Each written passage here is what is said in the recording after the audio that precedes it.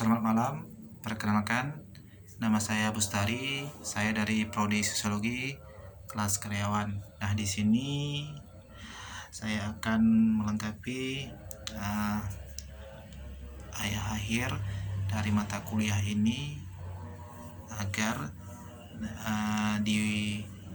bisa saya rangkul, saya sampaikan.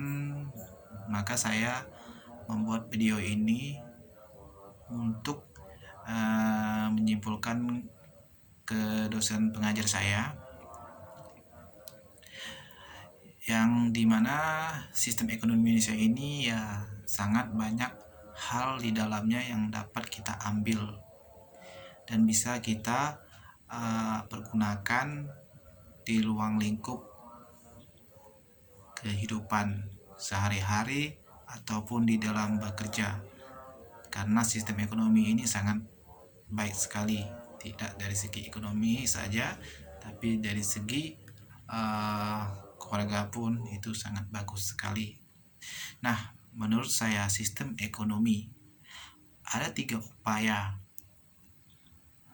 yang bisa kita ambil, ataupun menurut saya yang ingin saya bahas sekarang itu tentang Garuda. Nah, sekarang itu kan Garuda lagi ada masalah karena akibat COVID, sehingga perusahaan Garuda ini tidak begitu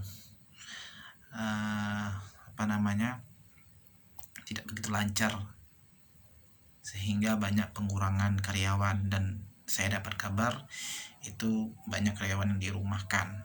Nah, apa upaya yang harus dilakukan Garuda dalam menyelesaikan masalah utang? Yaitu opsi yang akan dilakukan adalah melakukan negosiasi reserve pesawat, terus melakukan restrukturisasi utang usaha termasuk terhadap badan usaha milik negara atau BUMN serta mitra usaha lainnya. Opsi yang lainnya lagi, negosiasi langkah restrukturisasi pinjaman perbankan dan lembaga keuangan lainnya, menaikkan pendapatan perusahaan. Manajemen memiliki upaya untuk mendongkrak kinerja dalam jangka pendek, memaksimalkan kinerja sama dengan mitra usaha guna mendorong pendapatan, meluncurkan program promosi, dan selanjutnya yaitu pembekuan penerbangan langsung khusus kargo untuk mendukung daya saing komoditas ekspor nasional dan pengembangan UKM. Terus pengoperasian pesawat passenger flight.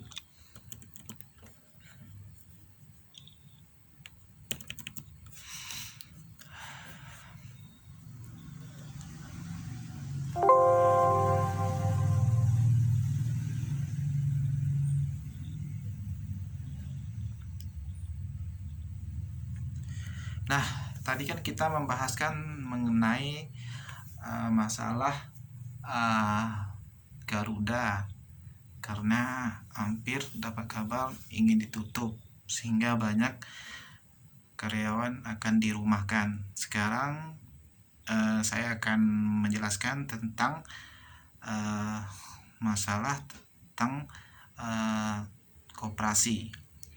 Koperasi ini pertama yang didirikan oleh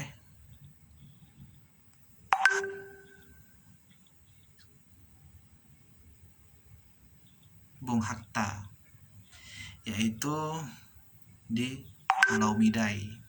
Pertama koperasi didirikan. Nah, setelah itu mulai berkembang di daerah yang lainnya.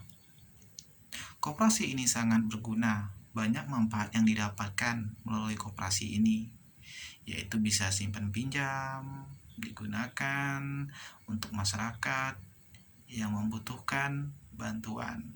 Nah, masyarakat itu nyicil bayarnya dengan dikasih waktu tempo minimal 1 bulan.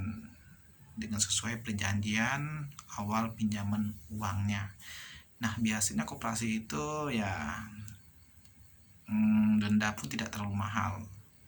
Jadi ya dominannya masih sangat murah, jadi sangat membantu masyarakat kecil yang membutuhkan dana ini. Itu koperasi yang saya tahu mengenai koperasi simpan pinjam yang ada di Indonesia.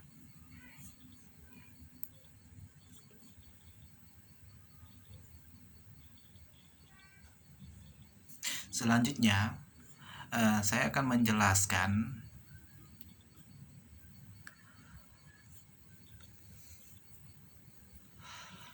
ada namanya koperasi atau kospen. Koperasi sektor real menunjukkan perkembangan signifikan diharapkan dapat menghasilkan add value besar. Koperasi sektor real berkembang dengan koperasi peternak atau koperasi tahu tempe. Dengan jumlah anggotanya koperasi semakin modern yang semakin menjamur, koperasi yang menjadi unggulan baik secara nasional maupun internasional adalah koperasi simpan pinjam. Yang sesuai saya sampai yang pertama tadi, koperasi ini sangat banyak gunanya, terutama koperasi di Indonesia. Koperasi ini bisa masuk di kategori koperasi besar, koperasi telekomunikasi, seluler, atau kisel, koperasi warga semen atau gresik atau KWSG. Upaya pengembangan koperasi telah banyak dilakukan. Pemerintah telah melakukan reformasi. Pada tahun 2020, pemerintah juga memulai modernisasi koperasi. Pelaku koperasi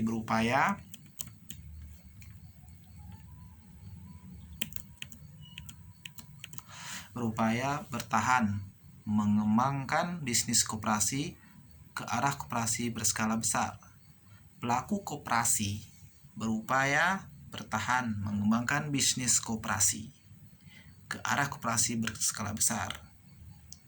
Dilakukan oleh Gerakan Koperasi untuk menyelenggarakan Kongres ketiga di Makassar tahun 2017 yang diprakarsai Kementerian Koperasi dan UKM, Dekofin dan Ikofin. Kongres menghasilkan berbagai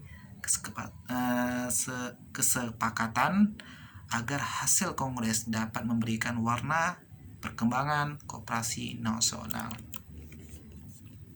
Itu adalah mengenai koperasi.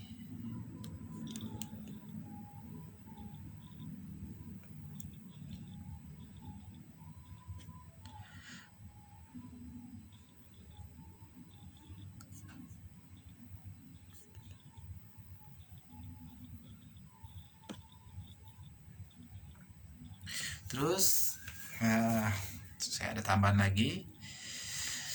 Jadi tadi mengenai koperasi, sekarang kita mengenai sistem ekonomi.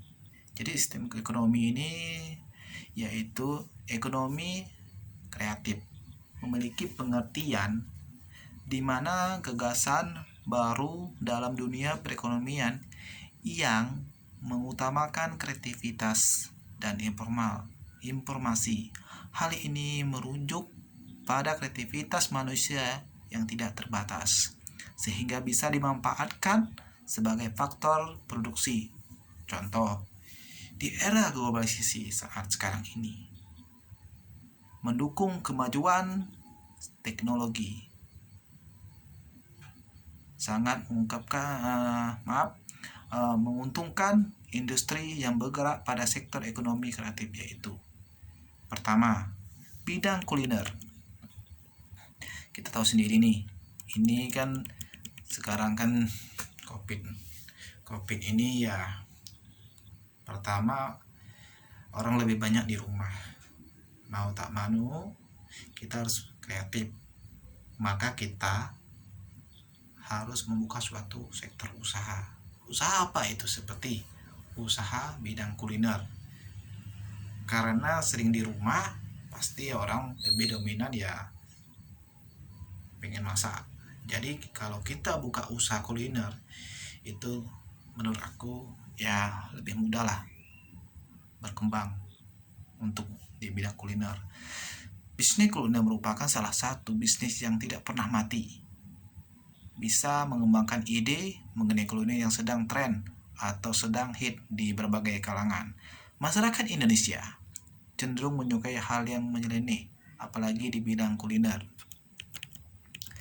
Beberapa tren masakan yang pernah viral karena tidak biasa adalah bakso beranak, bakso mercon, dan berbagai jenis bakso lain yang dirubah agar bisa mendapatkan perhatian masyarakat. Terus kafe estetik juga menjadi tren anak muda sekarang yang senang mengunggah foto mereka di sosial media.